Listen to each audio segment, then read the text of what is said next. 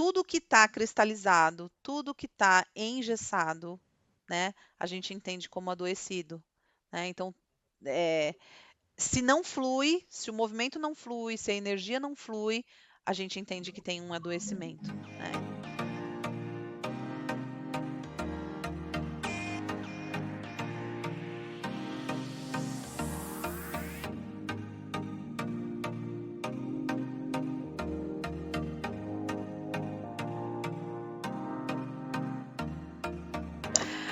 Boa noite, pessoal. Eu tô falando para pessoal de que semestre de psicologia, Ana? Eles são quarto Quarto semestre de semestre. psicologia. Tá Isso. joia, tá joia. Bom, boa noite a todos, pessoal. É um prazer estar aqui com vocês, falando um pouquinho dessa abordagem que eu falo que não é para mim, né? É uma abordagem de vida, não só uma abordagem psicológica. Eu na faculdade eu não tive nada de Gestalt terapia também, eu fui ter depois. Eu tive influência de uma professora bem bem querida. E aí eu fui ter depois que eu me formei, que eu fui ter contato mesmo na especialização, enfim. O que é importante poder falar, né? Que eu acho que é primordial para a gente poder compreender. Existem dois termos na psicologia que levam o nome de Gestalt. Tá? Então, eu acho que é bem importante a gente falar sobre isso para a gente não se confundir. Existe a Gestalt terapia, que é sobre o que a gente vai falar hoje. A Gestalt terapia ela é uma abordagem psicológica, é uma abordagem clínica para gente atender, né, em consultório, tal como a psicanálise, a comportamental, a logoterapia, a corporal, enfim. Tais como essas abordagens são abordagens, a Gestalt terapia é uma outra abordagem clínica para a gente atender. Existe um outro termo que se chama psicologia da Gestalt, que eu não sei se vocês já tiveram contato, tá? Psicologia da Gestalt é uma filosofia, tá? É uma teoria. A gente, mais ou menos assim, para ficar um pouco mais didático, para vocês compreenderem, vamos pensar que a psicologia da Gestalt é uma teoria e a Gestalt terapia é uma prática, tá? O que a gente vai se ater aqui é a Gestalt terapia. Vamos lá, então. Aqui é só uma breve apresentação de quem eu sou, tá? Sou psicóloga, sou Gestalt terapeuta, psicóloga perinatal, especialista no acolhimento a pessoas em luto. Quem que é o percursor da Gestalt terapia? A gente tem o Frederick Salomon Pearls, que é o Fritz Perls, mais conhecido como Perls, tá? Quem foi ele? Foi um alemão judeu, foi psiquiatra, e ele foi casado com a Laura Perls. Quando vocês ouvirem falar em Gestalt terapia, vocês vão ouvir muito falar, né? Tanto no Perls, no Fritz, né? Como na Laura Perls, que é a mulher dele. Ah, a Laura Perls, ela teve um papel assim muito importante na fundamentação teórica da Gestalt terapia, porque como a Gestalt terapia, ela é uma abordagem que ela é muito vivencial, hã, a gente precisava, né, o Pearls, né, ele era uma pessoa muito vivencial, né, então, a Gestalt terapia ela é uma abordagem que ela vai trabalhar com muitos experimentos, ela vai trabalhar com muito sonho, com muita, enfim, eu vou falar um pouquinho mais adiante. E aí, para não ficar só nessa coisa do vivencial da coisa, a gente precisa, né, para a gente divulgar a teoria, para a gente passar adiante a teoria, a gente precisa de embasamento teórico. Né? Não adianta só ser o vivencial e não ter o embasamento teórico. E aí a gente fala que o Pearls, a gente brinca dentro da Gestalt terapia, que o Pearls ele era muito bom na parte vivencial. né? Ele conduzia muitos grupos com psicólogos e ele era muito bom. Inclusive, se vocês puxarem no YouTube, vocês vão ver muitos vídeos dele conduzindo grupos de psicólogos, trabalhando com sonhos, fazendo as vivências que ele trazendo, né, as vivências que ele aplicava nos grupos terapêuticos dele. Mas ele tinha essa questão de ele não fundamentava muito. A gente até brinca que assim, ele ia abrindo os caminhos, né? E a Laura, que era a esposa dele, junto com um grupo que se chamava Grupo dos Sete, que eram outros teóricos da época, né? Dentre eles, Kurt Lewin, da teoria do campo, o Moreno, do psicodrama, a própria Laura Pearls, Paul Goodman, que era um seguidor dele, enfim, todas essas pessoas, elas foram ajudando a fundamentar a teoria da Gestalt terapia. Tá? Então, sempre que vocês ouvirem falar, né, no Pearls, vocês vão ouvir falar dessa questão dele, que ele era uma pessoa muito vivencial, tá? Ele ensinava, mas ele ensinava muito a prática, né? E a parte de teoria não era muito forte dele. Tanto é que se vocês forem procurar, a gente tem lá, né, na psicanálise, obras completas do Freud, inúmeros livros, né? Jung, obras completas da psicologia analítica, inúmeros livros. Na gestalterapia a gente não tem tantos do Pearls, né? A gente tem alguns que são base, né? Mas a gente tem muito mais livros de pessoas escrevendo sobre o que ele escreveu, tá? Dele a gente tem algumas bases que eu vou apresentar aqui para vocês, tá? Mas e muito a gente tem também por conta dessa contribuição que as outras pessoas foram fazendo, o pessoal desse grupo do Sete foram fazendo para que a gente tivesse essa fundamentação teórica, tá? Um breve histórico e as influências que foram que ele foi que a Gestalt terapia foi sofrendo. Ah, a primeira influência foi da psicanálise, porque o Pearls, ele era um seguidor do Freud, ele era um seguidor bem devoto ao Freud, ele seguia bem. E aí, o Pearls, ele escreve um trabalho em que ele diverge um pouco da teoria que o Freud apresentava na época, da teoria da psicanálise que o Freud apresentava na época. Eu não vou me adentrar nisso, gente, porque não dá tempo para isso, tá? E ele vai para um congresso em Viena e ele vai apresentar essa obra para o Freud. No entanto, o Freud, o que a gente tem de estudos é que o Freud não deu muita bola para ele, né? A gente não sabe dizer muito bem o porquê, se o Freud não concordava ou se o Freud não. Na época o Freud estava bem velho também, já estava doente, né? Porque eles têm aí uma diferença aí de tempos, né? E o fato é que o Freud não deu muita bola para ele.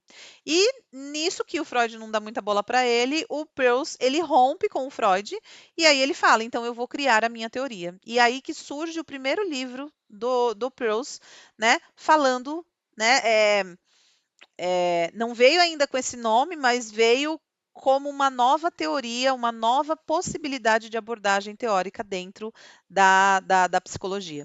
Né? E é esse livro que está sendo apresentado aí, que é o Ego, Fome e Agressão, que vem até com os dizeres aí, uma revisão da teoria do método do Freud. Tá?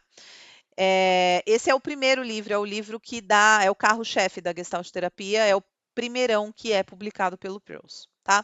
Além da influência da psicanálise, o Peirce ele sofre influência da fenomenologia, com relação à questão, né, de como os fenômenos se apresentam, né, na gestalterapia a gente leva muito em consideração essa parte de como os fenômenos eles se apresentam e a gente fica com a pessoa no fenômeno dela, tá?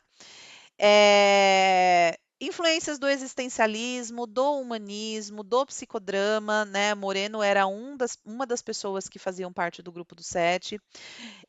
Influência da teoria da Gestalt, e aí puxando um pouquinho o que eu estava falando para vocês, né, da diferença entre a Gestalt terapia e a teoria da Gestalt, é que a teoria da Gestalt é uma filosofia, é um método, né? E essas leis da Gestalt, elas vão falar muito da questão da semelhança, da proximidade, da continuidade, da pregnância, do fechamento e da unidade. É, são leis que vão dizer para a gente que nós tendemos a buscar, né? Então, a semelhança das coisas, então, os pares, tendemos a buscar a proximidade, né? A continuidade, sempre levando, né? Eu estou falando de uma teoria, né? Mas se a gente colocar isso na nossa vivência, né? Eu acho que é interessante a gente poder pensar, né? No quanto no nosso dia a dia, por exemplo, né? Se a gente não busca semelhança, a gente não busca estar com pessoas, né, parecidas com a gente, né? Proximidade, a continuidade, tá? Seria legal, né, ter esse tempo para. Eu não sei se vocês já viram alguma coisa sobre as leis da Gestalt, mas depois, se vocês pesquisem, né, porque é bem interessante. Mas leis da Gestalt é uma coisa e Gestalt terapia é outra coisa, né? Então acho que é importante que fique bem claro isso, porque senão lá na frente, né? Gestalt terapia é aquela coisa da proximidade, da semelhança das leis da Gestalt, e não é a mesma coisa, tá, gente? Uma influencia a outra. A teoria da Gestalt, ela é influência para a Gestalt terapia, mas ela não é a Gestalt terapia, tá? E aí eu coloco os nomes dos autores, né, que falam dessas leis, né, que é o Wertheimer, o Kohler e o Kafka. A teoria do campo, do Kurt Lewin, que fala, né, que tudo que acontece no campo, tudo que acontece no nosso meio externo influencia como a gente vai lidar com os fatores, com os nossos fatores internos, né? Então, tudo que está fora, né, de alguma forma vai chegar no nosso interno, vai influenciar. Sofre influência do holismo e da teoria organísmica. Brevemente, né, a teoria organísmica é a teoria que fala, né, que o nosso corpo sempre vai buscar uma forma de encontrar o equilíbrio, né? Então, uma vez que a gente, né, sai desse equilíbrio, tanto no âmbito biológico como no âmbito emocional, o nosso corpo sempre vai se direcionar para encontrar esse equilíbrio, para voltar para esse equilíbrio de funcionamento.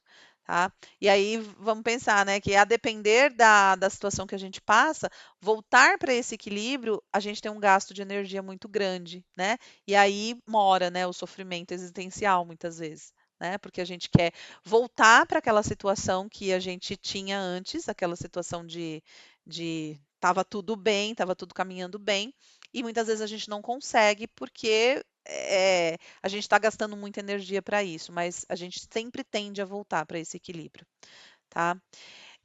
E sofre influência também do pensamento oriental, em especial do Zen budismo e taoísmo, tá? Principais conceitos da Gestalt terapia. A gente tem aqui alguns conceitos que são conceitos fundamentais para a gente entender como que a prática clínica se dá. Então, o primeiro conceito, que é o conceito-chave que vocês, quando vocês ouvirem falar em Gestalt terapia, vocês vão ouvir falar da palavra awareness, tá? Awareness é do inglês que, se a gente for traduzir ao pé da letra, o termo que mais se aproxima é consciência, tá? Mas tanto é que eles não traduzem, tá? A gente fala na Gestalt terapia que eu estou muito aware desse momento, não é só consciente, mas tem a ver com você estar consciente, mas tem a ver com uma presença, tem a ver com eu estou sentindo esse momento, eu estou vivenciando esse momento, né? Tem muito a ver com você estar nesse momento, tá? Então, por isso que eles não traduzem, né? Quando a gente fala em awareness, é awareness mesmo, não é traduzido, tá? A gente fala em awareness e nos livros vocês vão encontrar também com esse termo, awareness. E aí puxa um pouquinho, né, para o próximo tópico, para o próximo conceito, que é o aqui e agora.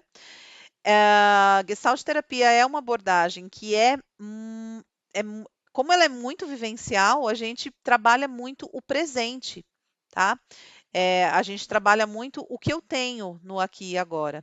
Então, não é que a gente desconsidera o passado, Mas se a gente for pensar, né, fazendo uma relação lá com a psicanálise, eh, a psicanálise ela se centra bastante no passado, né? Então, como que se dá, né? A gente, na psicanálise, os processos eles são ressignificados a partir do momento que eu tenho aquele momento catártico de trazer o passado à tona para eu ressignificar, para eu entender o porquê das coisas, né? Na Gestalt terapia, não é bem o porquê, é o como. E é por isso que a gente fica muito no momento do presente. E aí eu não estou fazendo, né? Eu acho que todas as teorias funcionam, tá, gente? Não tô aqui dizendo que a psicanálise não funciona porque ela está no passado. Todas as teorias funcionam, só são abordagens diferentes, tá? Eu estou só colocando aqui para vocês a diferença entre as duas. Que a principal diferença entre as duas é essa questão do tempo, essa questão de você. hã, na Gestalt terapia, a gente vai entender que o passado ele se presentifica. E a gente não vai ficar lá no passado, mas a gente vai ficar no presente e em como esse passado ainda está presente na vida do sujeito, tá?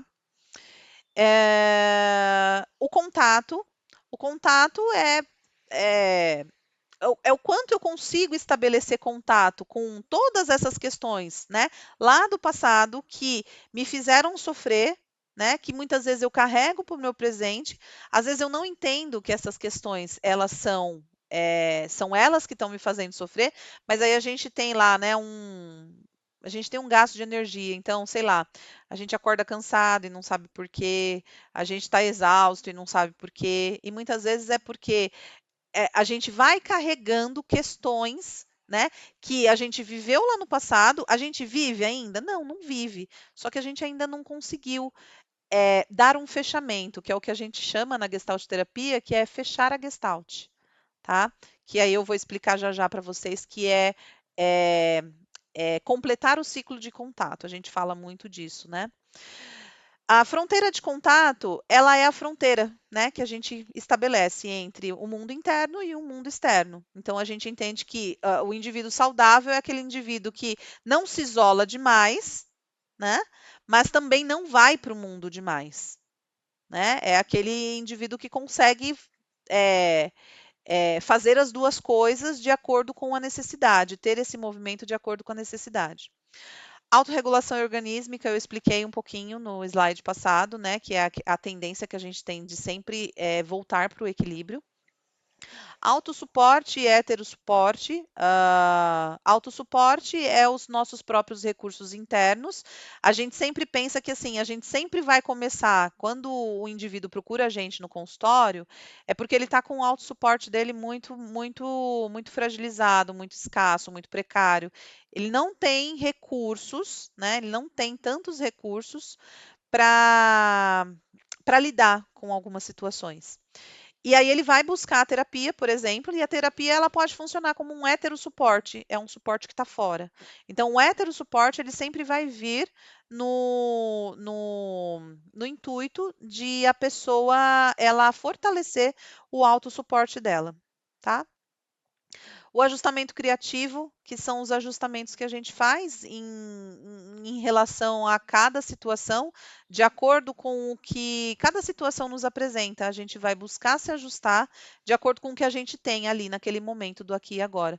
Não sei se vocês conseguem perceber, né? Mas os conceitos, eles se interconectam, né? Então, quando eu falo em ajustamento criativo, eu estou falando de um ajustamento pensando no meu momento presente, pensando no contato que eu consigo estabelecer no meu momento do aqui e agora.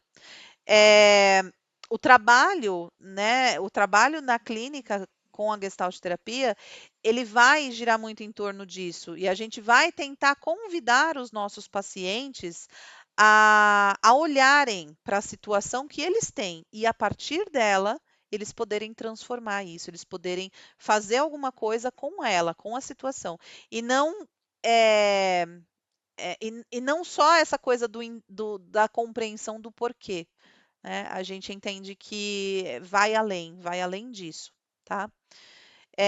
A teoria paradoxal da mudança, A teoria paradoxal da mudança é uma teoria muito bonita dentro da Gestalt terapia, que vai dizer que eu mudo a partir do momento que eu me aceito como eu sou, né? Depois, se der tempo, eu vou pôr um videozinho para vocês do Jorge Ponciano, que é uma pessoa que é bem famosa na Gestalt terapia, que fala um pouquinho disso, tá? E a relação terapêutica, a gente entende que a relação terapêutica, a criação de uma relação terapêutica, é, ela é muito curadora, ela tem um poder muito curador para os nossos clientes. Quando eu falo em relação terapêutica, né, eu não estou falando que a gente, sei lá, que a gente vai, né, que a gente sai com o nosso paciente, que a gente vai para barzinho com ele, não é nada disso, gente.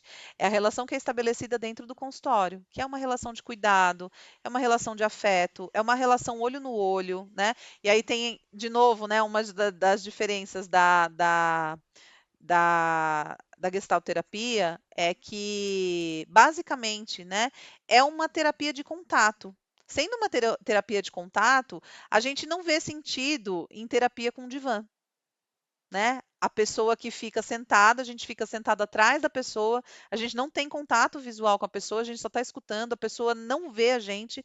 Não, a gente entende que a pessoa, o nosso paciente, ele é a figura mais importante ali do contexto. Então, a gente precisa desse contato. Se esse paciente não quiser esse contato, aí tudo bem. E isso tem a ver com a relação terapêutica, que é a gente poder respeitar o momento do paciente, a gente poder compreender que é aquilo que o paciente pode oferecer, né? Mas não vai ser uma imposição minha. Eu não vou configurar meu consultório com um divã, minha poltrona atrás do divã, para que eu não tenha contato com esse paciente. Não, eu vou convidá-lo a esse contato. A todo momento eu vou convidá-lo a esse contato. O ciclo de contato, gente, eu vou passar brevemente, tá? Eh, a gente tem, sempre que a gente pensar numa necessidade a ser satisfeita, eu vou dar um exemplo aqui com uma necessidade biológica, tá?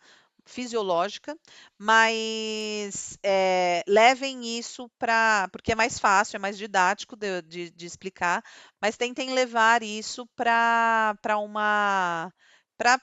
as necessidades, né? Para as necessidades emocionais, para os seus futuros pacientes, quando vocês estiverem atendendo, enfim.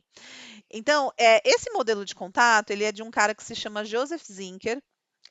Ele é vivo ainda, vou mostrar fotinho para vocês já já dele. É, E ele passa por toda necessidade, ela passa por esse ciclo de contato para ser satisfeita. Então, primeiramente, vamos pensar, a necessidade que eu vou trazer aqui como exemplo didático é a fome, tá? O ato da gente se alimentar. É uma necessidade que a gente tem uma necessidade biológica, que o corpo precisa. A gente precisa comer para a gente ficar em pé, certo?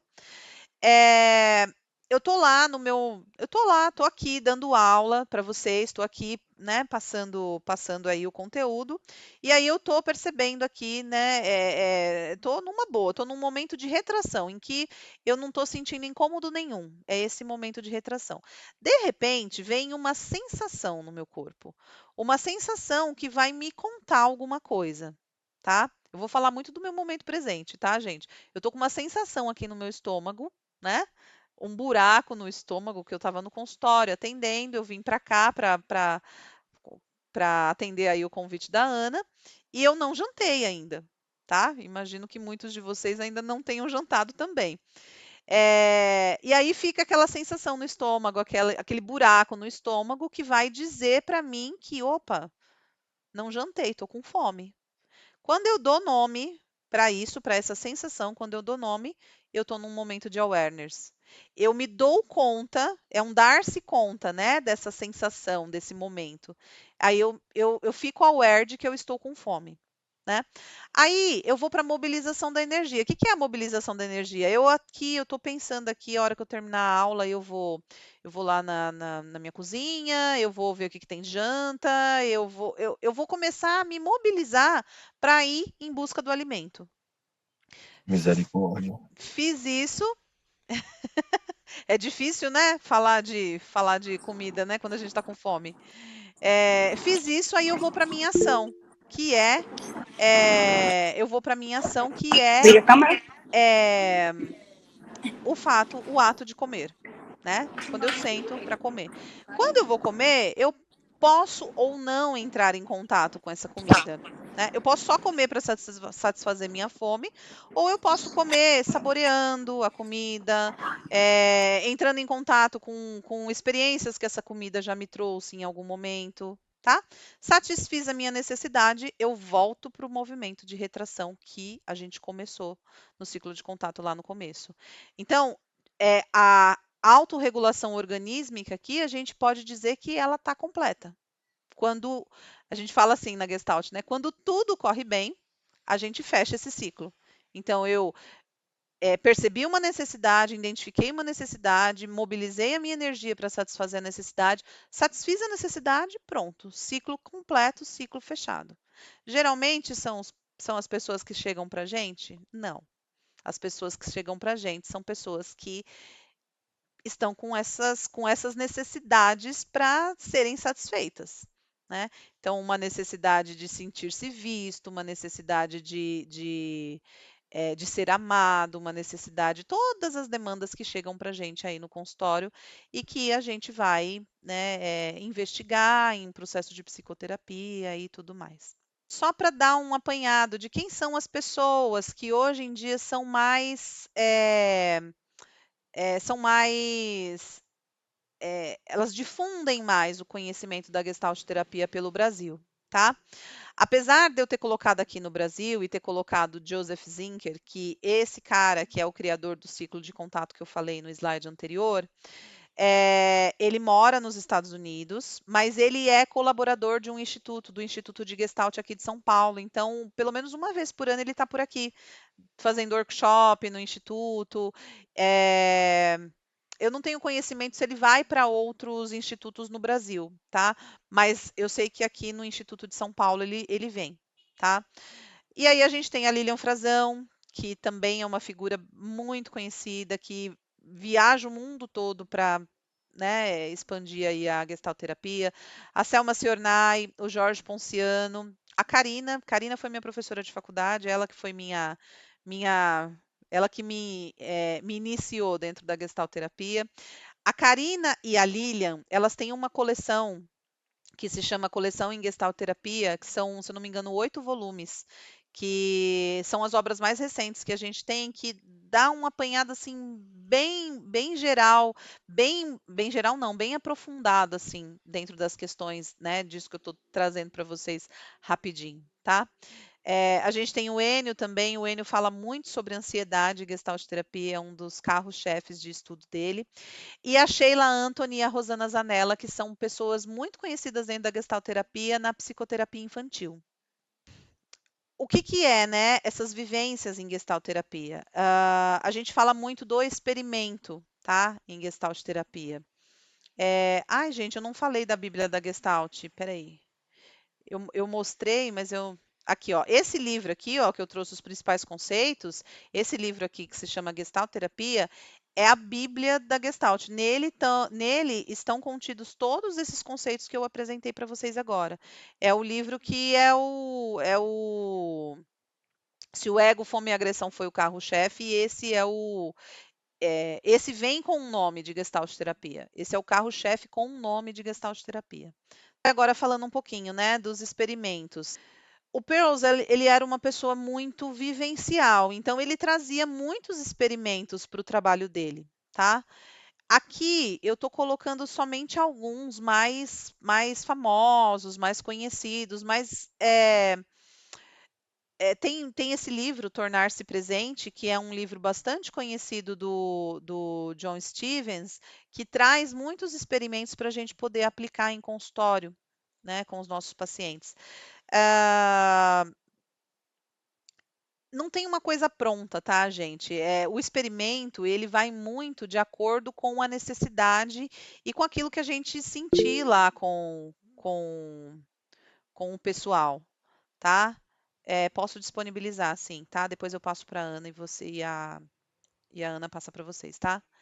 É, então, os experimentos, eles vão acontecer muito a depender da necessidade de cada paciente, tá? Tem pacientes que não entram em experimentos e que ficam só no verbal. Agora, tem pacientes que a gente precisa entrar no experimento para a gente conseguir acessar alguma coisa, tá? E esses experimentos, gente, eles podem ser desde um role play, que é uma encenação, a gente pode, né, fazer alguma encenação ali. Então, sei lá, o paciente está com muita raiva, a gente convida o paciente a socar a almofada. Gente, é tudo dentro de um contexto, tá? Porque senão fica parecendo que eu estou falando, né? Fica muito vazio, né? Se falar só, é a teoria que vai lá e soca as almofadas. Não é isso. Tudo vai dentro de um contexto. Geralmente, eu, Natália, eu não convido um paciente meu para um experimento sem eu conhecer esse paciente, sem eu ter o mínimo de relação terapêutica com ele, né? Para que ele se sinta à vontade para entrar num experimento. Tá? Então, às vezes eu posso propor, né? Quando eu tenho já uma relação de uma relação terapêutica bem construída, eu posso propor. O paciente está me trazendo que ele sente muita raiva, mas ele não consegue exteriorizar essa raiva lá fora. Então eu proponho, olha, vamos mexer com argila, e aí ele vai o manuseio, sabe? Ele vai colocando toda aquela energia, né, na argila, ou se não é possível com a argila, com a massinha, né? Ou eu tenho muitas almofadas no consultório, muitas vezes eu falo pro paciente, olha, joga a almofada, joga longe a almofada e põe toda a sua energia. E muitas vezes dá certo, muitas vezes rola dele conseguir canalizar essa energia que é difícil para ele colocar, né, no lugar que ele gostaria de colocar, às vezes nem é possível, né? Por exemplo, muitas vezes o paciente ele traz uma raiva, por exemplo, de uma pessoa que já morreu, né? E como que ele vai direcionar essa raiva para uma pessoa que já morreu? Né? Às vezes não é possível. E aí a gente tem que encontrar outros meios de fazer com que essa energia saia de dentro dele, para que ele possa dar conta lá do ciclo de contato, né? Porque senão ele fica estacionado, ele fica paralisado ali em determinado lugar do ciclo e não sai dali, tá? E aí os experimentos, eu trouxe aqui alguns. Ele pode ser a cadeira vazia, que é chamado ou de cadeira vazia, cadeira quente, ou hot seat, que é a gente colocar uma cadeira na frente do paciente e a gente pedir para ele imaginar a pessoa que ele gostaria de falar, e ele imagina isso e aí ele fala. A gente sempre pede para a pessoa falar na primeira pessoa, que é para ele direcionar isso, tá? Eh, Tem o roleplay, que é uma espécie de encenação, a dramatização, uma espécie de psicodrama. Fazemos discussões de sonhos e diálogos e expressões não verbais, que vão desde um desenho, como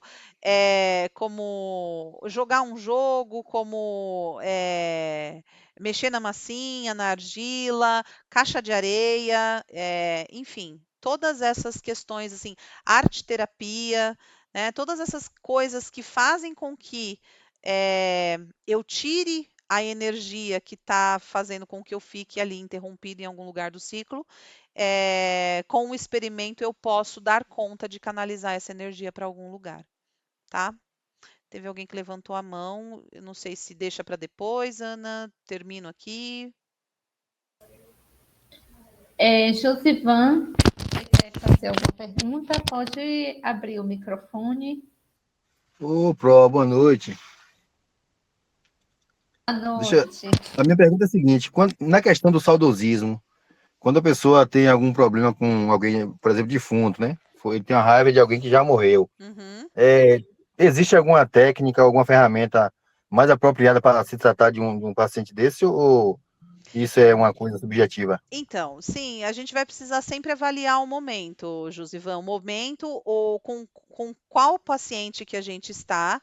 A gente vai precisar avaliar qual a relação terapêutica que é construída, né? O tempo que esse paciente ele está com você, que nem eu disse, por exemplo, né? A pessoa ela me traz na primeira sessão que ela tem uma raiva tremenda de uma pessoa que já morreu, né?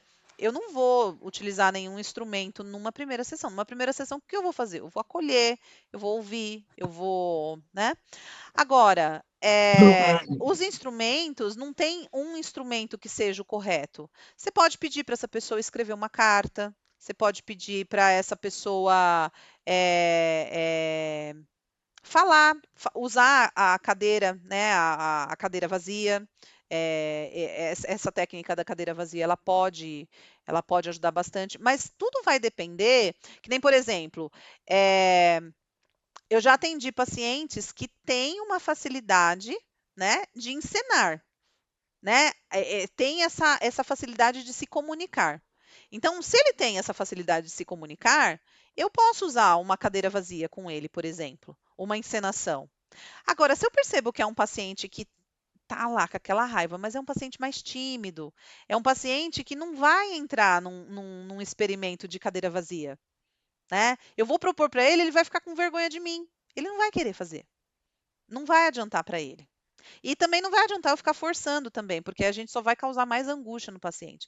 Aí a gente pode pedir, desenha, escreve uma carta dizendo tudo o que você quer, tudo o que você gostaria de dizer, né, para essa pessoa que se foi. Escreva uma carta. Essa carta você não precisa compartilhar comigo. Essa carta é para você. E aí ele vai te dar o direcionamento do que ele quer fazer com essa carta. Né? Mas dizer para você, olha, tem uma técnica específica para essa condição? Não, você vai ter que avaliar. Você vai ter que avaliar com quem você está, onde você está e as ferramentas que você tem, tá? Eu estou aqui apresentando algumas, mas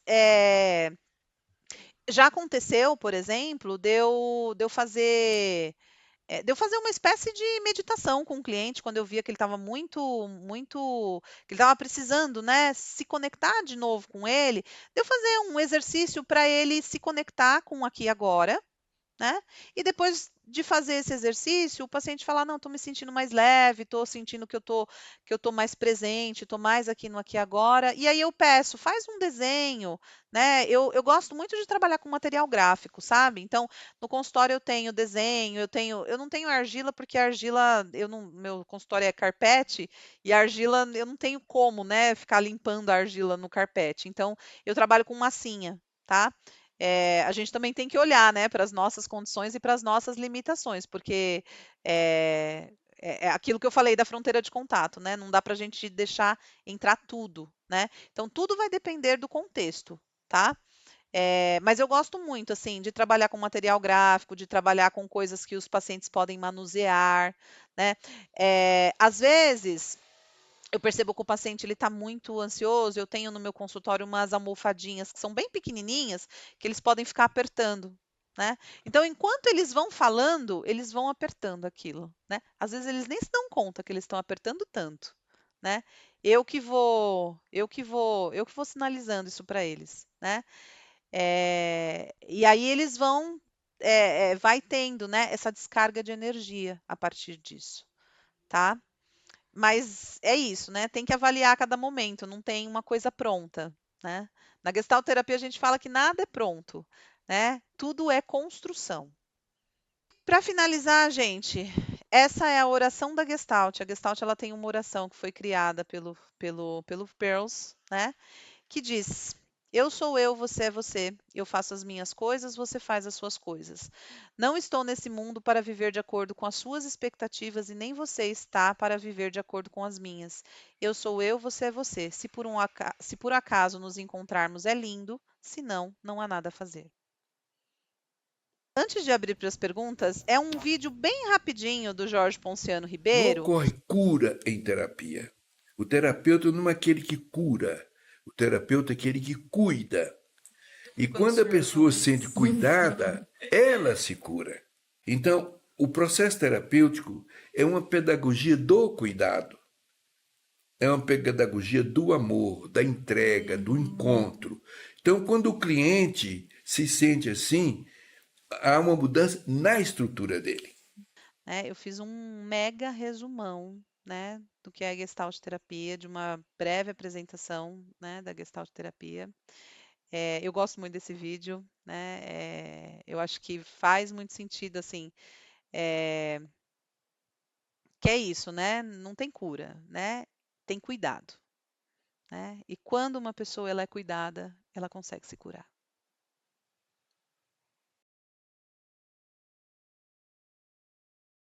Eu percebi que existem algumas semelhanças entre o processo terapêutico da psicanálise e da gestalterapia. Mas quais são essas diferenças básicas entre uma e outra? Então, vão haver muitas semelhanças, sim, porque o Peirce, ele era seguidor do Freud, né? E a psicanálise, ela é muito, a gestalterapia, ela é influenciada pela psicanálise, tá?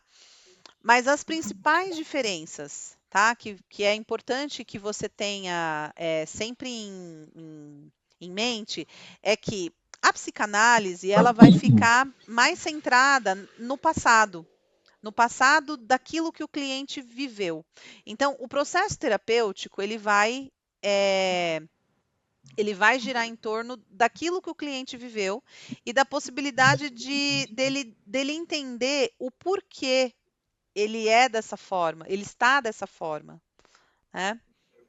Na gestalterapia, e aí uma outra diferença, né, que eu vou me dando conta enquanto eu vou falando, uma outra diferença, né, é que na gestalterapia nós estamos, nós não somos, né? Então, quando nós estamos, vocês vão perceber que a Gestalt, quando a gente vai estudar, a Gestalt ela é uma abordagem que o movimento é muito presente, né?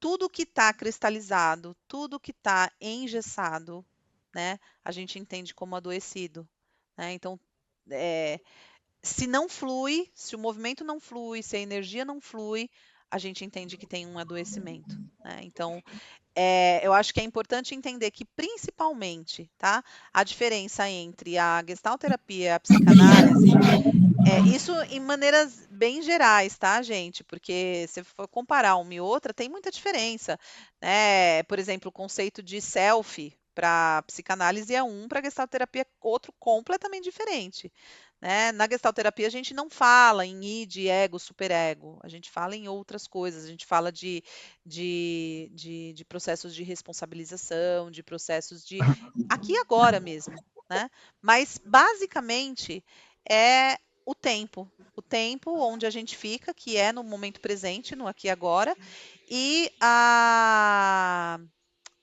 e no como, não no porquê, né? Então, ao invés da gente buscar os porquês das coisas, é claro que a gente também vai buscar, porque vai depender muito da necessidade desse paciente, tá?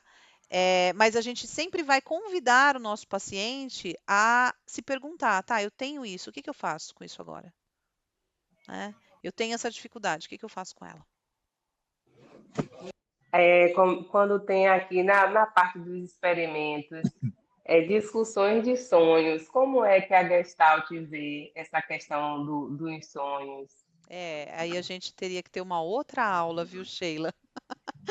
Mas basicamente, a gente vai muito se ater a como primeiramente, a gente vai pedir, né? A gente não vai interpretar sonho, tá? É uma outra diferença aí da psicanálise, gente. A gente não interpreta, tá? Na psicanálise, tudo é muito interpretado.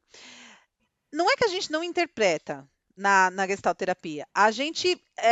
Como a gente tenta ficar sempre no momento do aqui e agora, a gente vai tentar construir uma relação com o cliente que faça sentido para ele. Então, às vezes, algo que eu vou falar para o meu cliente pode até ser interpretativo, tá? Mas precisa fazer sentido para ele, tá? Não é uma imposição, tá? A gente preza muito pela horizontalidade da relação, tá? E com os sonhos não é diferente. Em linhas gerais, a gente vai pedir para esse paciente contar, né? Se ele trouxer, tenho sonhado muito com algumas coisas e tal. Você quer contar? Ah, quero. Primeiramente, a gente vai pedir para ele contar esse sonho em linhas gerais. Depois, eu peço para ele repetir esse sonho contando na primeira pessoa, se é um sonho, por exemplo, ele está no sonho, né? Ele vai contar na primeira pessoa esse sonho. E aí ele vai ficar com um significado. O que que faz sentido para ele? Qual que é o significado desse sonho para ele? É ele quem vai dar o significado do sonho, não é a gente, tá? É, tem formas e formas de se conduzir isso, tá? Mas em linhas gerais é isso. A gente fica com o cliente na história que ele contar para a gente, né, do sonho. Uma técnica que muitas vezes eu costumo utilizar, eu conto para o cliente o que que ele me contou, o que que eu entendi do sonho dele, para ele poder também, né, organizar no pensamento dele o que que faz sentido e o que que não faz, né?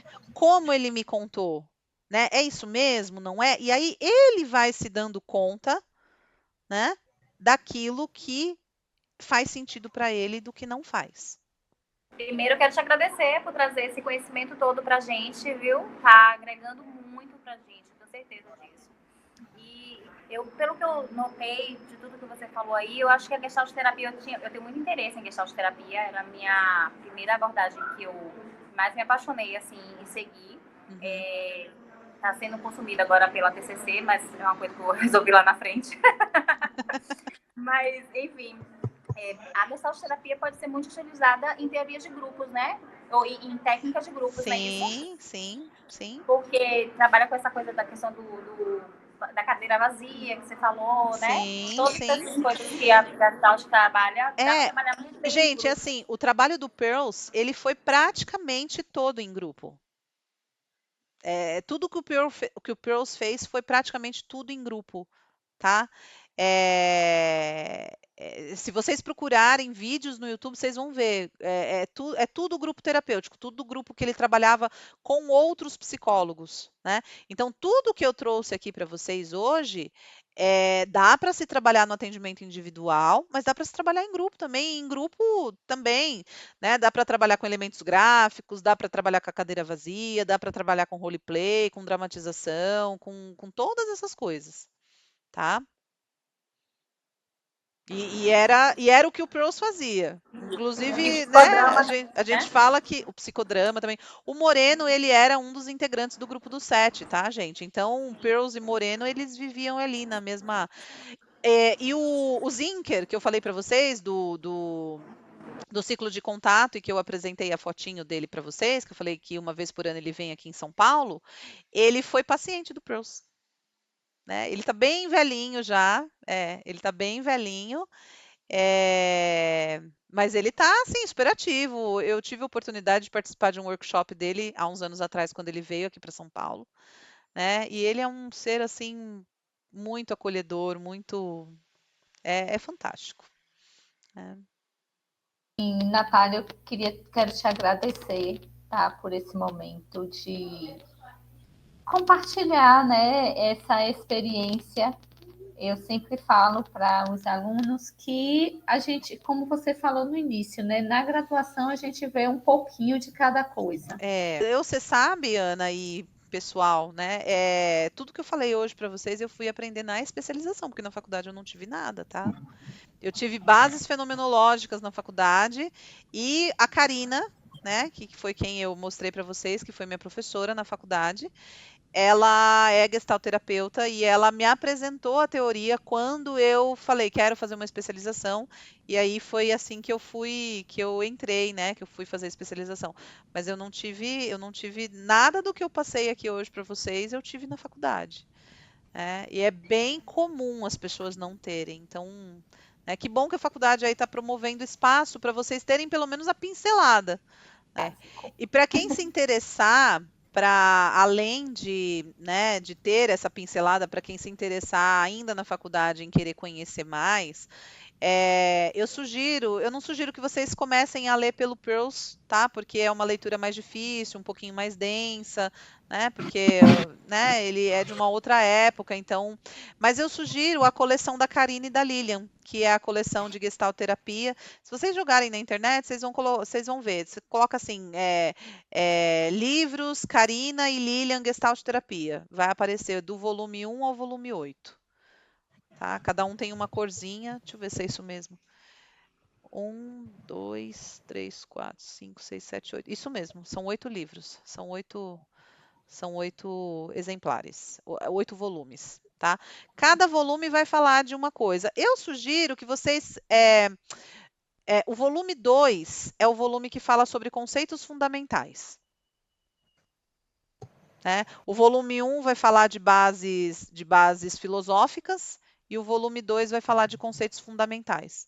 Eu sugiro que vocês comecem por esses dois, para vocês entenderem um pouquinho de como que a teoria foi sendo construída e quais são os conceitos fundamentais da teoria.